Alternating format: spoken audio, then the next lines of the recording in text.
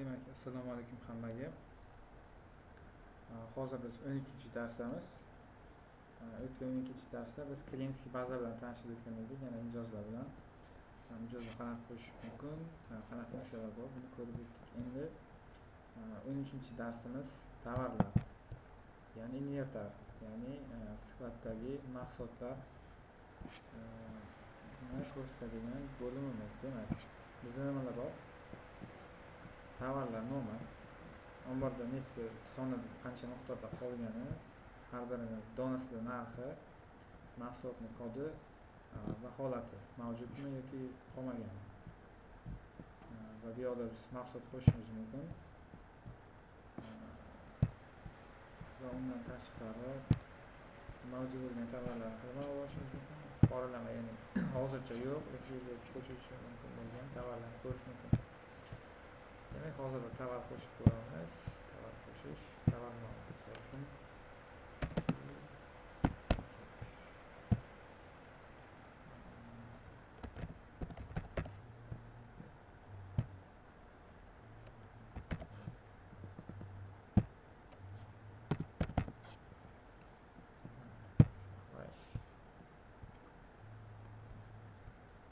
narxi 100 ming so'm.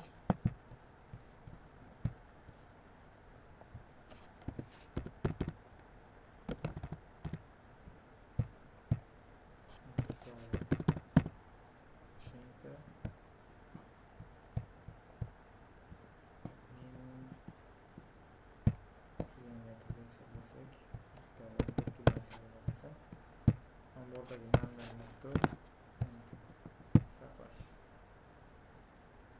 Demak, bizda T8 yani shlam tovar paydo bo'ldi. Omborda 1 km bor ekan. Namlar miqdori 10 km bo'lishi kerak.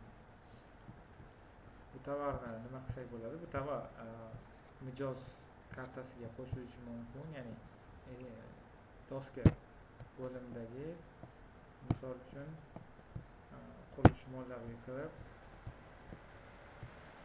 tovar qo'shadik, esingizda bo'lsa, tovar qo'shamiz hozir.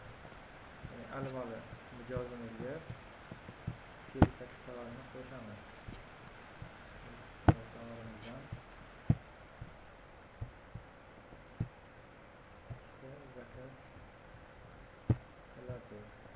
Demak, alvali qurilish mollari T8 tovarimizdan 2 dona zakaz qildi.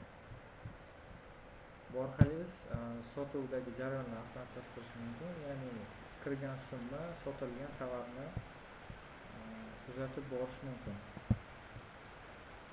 Bu bizning inventar tovar qismi edi.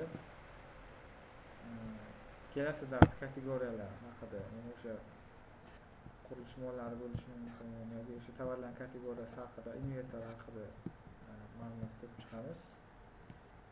Hammaga rahmat. Keyingi darsda ko'rishamiz.